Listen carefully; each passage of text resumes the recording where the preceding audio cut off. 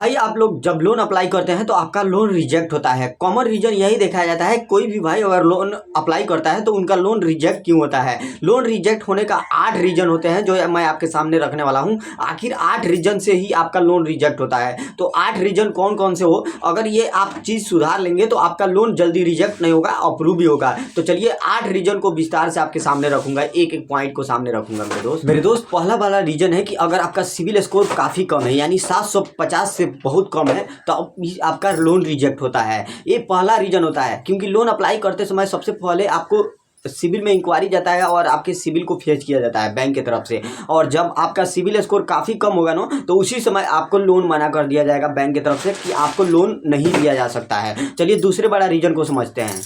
दूसरा बड़ा रीजन है इनकम का स्टेबल नहीं होना। इनकम का स्टेबल नहीं होना का मतलब क्या है, समझिए इसको पहले विस्तार से। इनकम, अगर आपका इनकम, अगर साल में आप 5 लाख रुपए कमा लेते हैं और आपका लोन अमाउंट, जैसे कि आपका लोन अमाउंट 7 लाख है, तो कोई भी बैंक आपको रिस्क लेना नहीं चाहेगा। क्योंकि अगर 5 लाख रुपए कमा लेते हैं और मल्टीपल बैंक से अकाउंट से फाइनेंशियल ईयर से लोन लिए हैं, 7 लाख हो गया, मतलब आपका क्रेडिट जो है वो क्रेडिट हाई लिमिट पर पहुंच चुका है और क्रेडिट में रिस्क है, तो पर भी आपके लोन को रिजेक्ट कर दिया जाता है बैंक की तरफ से। चलिए तीसरे बड़ा पॉइंट को, तीसरा बड़ा रीजन है ऑलरेडी हाई डेबिट लोन। अगर आपके अकाउंट से ज़्यादा लोन डेबिट हो रहा है, मतलब ज़्यादा कंपनियों का लोन डेबिट हो रहा है, तो पर भी आपके बैंक ज़्यादातर आपके चांस है कि आपके बैंक लोन अमाउंट को रिजेक्ट कर दें। क्योंकि सबसे बड़ा मैटर करता है सिविल स्कोर। सिविल स्कोर सबसे बड़ा मैटर करता है और सिविल स्कोर से ही फैच कर लिया जाता है कि आपके लोन कितना है। तो चलिए चौथा बड़ा रीजन है जॉब स्टेबिलिटी नहीं होना। अब जॉब स्टेबिलिटी नहीं का होने का मतलब क्या है,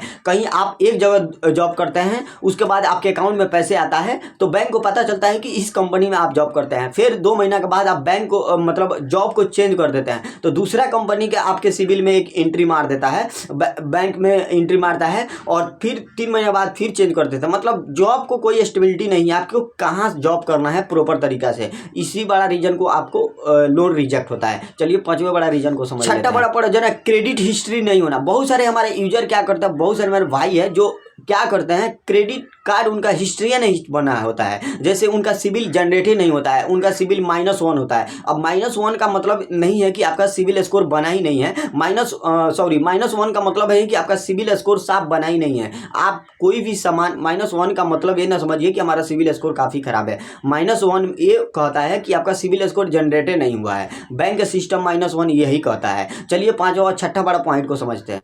छठा बड़ा पॉइंट है बार बार लोन एप्लीकेशन डालना है। 90 दिन के अंदर मल्टीपल बैंक अकाउंट में इंक्वायरी डाल देते हैं, बैंक लोन का इंक्वायरी डाल देते हैं, जिसके वजह से आपके बैंक अकाउंट लोन रिजेक्ट करने में काफ़ी मदद करता है। अगर आपको लोन अप्लाई करना है तो 90 दिन का अंतराल रखिए, तभी आप लोन अप्लाई कीजिए। चलिए 7वें बड़ा पॉइंट को समझते हैं। 7वां बड़ा पॉइंट है EMI बाउंस होना। बार बार आप कोई EMI लिए हैं और उसको बाउंस हो रहा है, तो ये भी बड़ा रीजन हो जाता है आपको टाइम पे पेमेंट न करना। तो सबसे बड़ा मैटर करता है, अगर लोन लिए हैं टाइम पे पेमेंट नहीं जाता है आपका, तो ये भी आपका एक रीजन बन जाता है जो आपको लोन नहीं मिला। सबसे बड़ा रीजन यही बन जाता है, क्योंकि टाइम पे पेमेंट सबसे इंपॉर्टेंट खोजता है आपके पे। तो उम्मीद करता हूँ इस वीडियो के माध्यम से आप जान गए होंगे कि लोन रीजन होने का कौन से रीजन है। 7 रीजन आपके सामने रखा हूँ। 7 रीजन बहुत ही रिसर्च करने के बाद लाता हूँ वीडियो। अगर हमारे चैनल में आप पहली बार है तो चैनल को जरूर सब्सक्राइब करें, क्योंकि मैं दूसरे यूट्यूबर का जैसा नहीं हूँ कि फालतू में बकवास करके चला जाता हूँ वीडियो बनाकर।